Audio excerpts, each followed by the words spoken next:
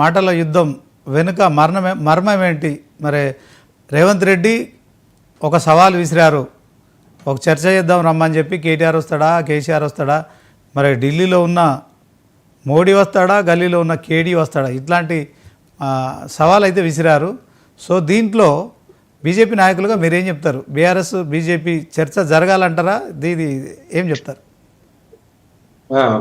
ముందుగా మీకు అలాగే 99 టీవీ ప్రేక్షకులకి పెద్దలకి అందరికి నమస్కారం.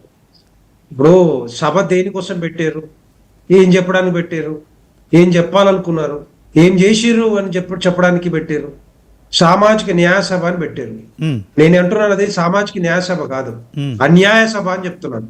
మీరు చేసిన అన్యాయం కానీ, మీరు చేస్తున్న ద్రోహం కానీ, మీరు చేస్తున్న మోసం కానీ, మీరు చేస్తున్న అన్యాయ పాలన కానీ అవి చెప్పలేక మోడీ వస్తాడా, కేడీ వస్తాడా, ఏం నాకు అర్థం కాదు. ముఖ్యమంత్రి ఉండి ఇదే పాలన నడిపించేది. ఏమనుకుంటున్నారు మీరు? మీరు రేపు పొద్దున ఎన్నికలు వస్తున్నాయి, ఎన్నికలు మళ్ళీ మీకు గెలవాలి, ఇదే ఈ ఛాలెంజ్లతో మీరు గెలిచేది? మీకు ఎందుకు ఓట్లు వేసారు? దేనికి ఓట్లు వేసారు? మీరు గెలిపించారు? మీరు ఇచ్చిన అంశాలు ఏంటి? మీరు 6 గ్యారెంటీలు ఎడిపోయినాయి, 400 అంశాలు ఎడిపోయినాయి. మీరు న్యాయసభలో చెప్పకూడదా? మరి ఏం చెప్పారు మీరు? మీరు చెప్పిన అంశాలన్నీ కూడా తూతు మంత్రంగా మీరు అమలు చేసుకుంటూ పూర్తిగా అమలు చేయకుండా మోడీ గారు దేనికంటే నాకు అర్థం కాదు. మా ఎమ్మెల్యే జరిపోరు, మీకు కూర్చోబెట్టండి, పెట్టండి. మీరు ఎమ్మెల్యేలు ఉన్నారు, ఎంపీలు ఉన్నారు, వస్తారు, వాళ్ళు వచ్చి మాట్లాడతారు. మోడీ గారు కావాలా మీకు? కనపడకుండా ఉంటుందా భారతీయ జనతా పార్టీ అంటే? ఏం మాట్లాడతారు నాకు అర్థంగా? ముఖ్యమంత్రిగా ఉండి ఆ స్థాయిలో ఉండి ఒక గౌరవం లేకుండా మాట్లాడతారు. మేము మాట్లాడలేమా? మేము కూడా మాట్లాడగలుగుతాము. రాహుల్ వస్తాడా, రేవంత్ వస్తాడా, ఇంకోటి వస్తాడా చెప్పలేమా మేము? తప్పది. ఎప్పుడైనా గౌరవంగా మాట్లాడడం నేర్చుకోవాలి. నేనేమంటున్నానంటే వీళ్ళు చేసింది శూన్యము.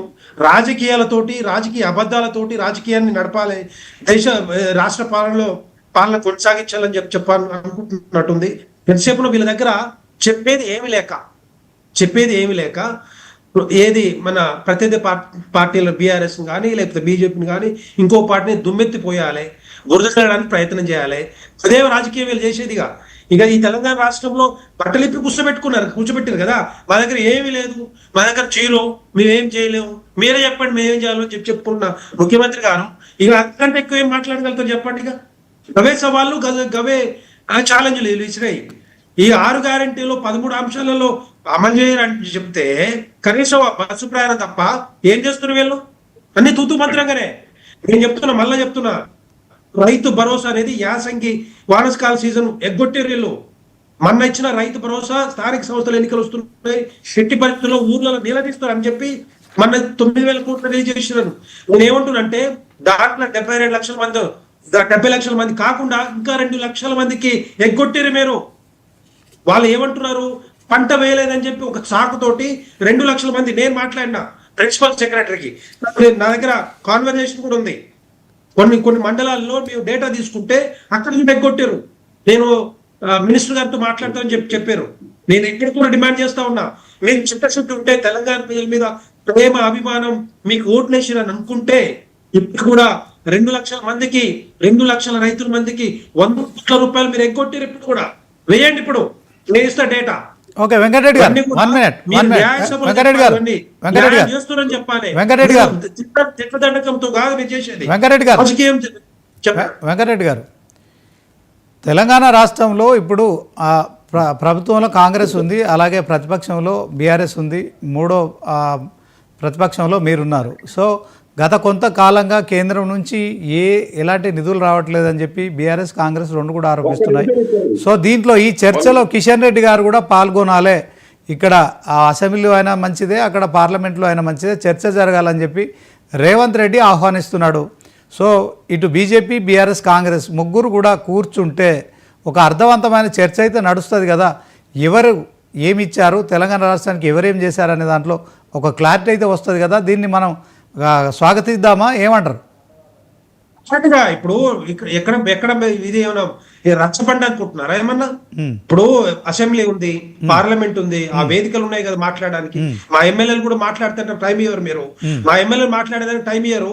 మేము ఏం చేసినాం ఈ 12 సంవత్సరాల కాలంలో మేమేం చేసినా భారతీయ జనతా పార్టీ కేంద్ర ప్రభుత్వం నుంచి ఎన్ని నిధులు వచ్చినాయో దీనికంటే ముందరనే 2023 ఎన్నికల ముందర మా కేంద్ర మంత్రి వర్యులు కిషన్ రెడ్డి గారు పవర్ పాయింట్ ప్రెజెంటేషన్ ఇచ్చారు. కానీ వీళ్ళు అవన్నీ నమ్మరు. వాళ్ళు ఏది రోడ్లకి ఇయరా, మిగతాకి ఇయరా, అందరికి ఇచ్చినట్టు మాకు ఇస్తారు. మీరు పక్క రాష్ట్రాలు పోయి చూసినట్టు పోయి తెలుస్తుంది మీకు. ఏమంటానంటే తెలంగాణ రాష్ట్రం మీద చిత్తశుద్ధి ఉంది కాబట్టి మరి మోడీ గారి ప్రభుత్వం భారతీయ జనతా పార్టీ దీని మీద ఖర్చు పెడతా ఉంది. ఎస్, డెఫినెట్ ఖర్చు పెడతా ఉంది.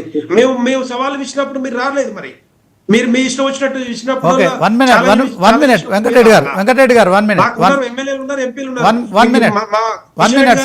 చెప్పాలంటే ఒక్క నిమిషం రామ్మోహన్ గారు మీరు చెప్పండి సార్. ఇప్పుడు తెలంగాణలో 3 ప్రధాన పార్టీలు, ఒక అధికార పక్షం, 2 ప్రతిపక్షాలు, వీళ్ళంతా కూడా మొత్తానికైతే ఏదైతే 10-11 సంవత్సరాలుగా కూడా కేంద్రంలో అధికారంలో బీజేపీ ఉంది, తర్వాత రాష్ట్రంలో బీఆర్ఎస్ ఉండే, ఇప్పుడు కాంగ్రెస్ 1.5 ఏడాదిన్నరగా ఉంది.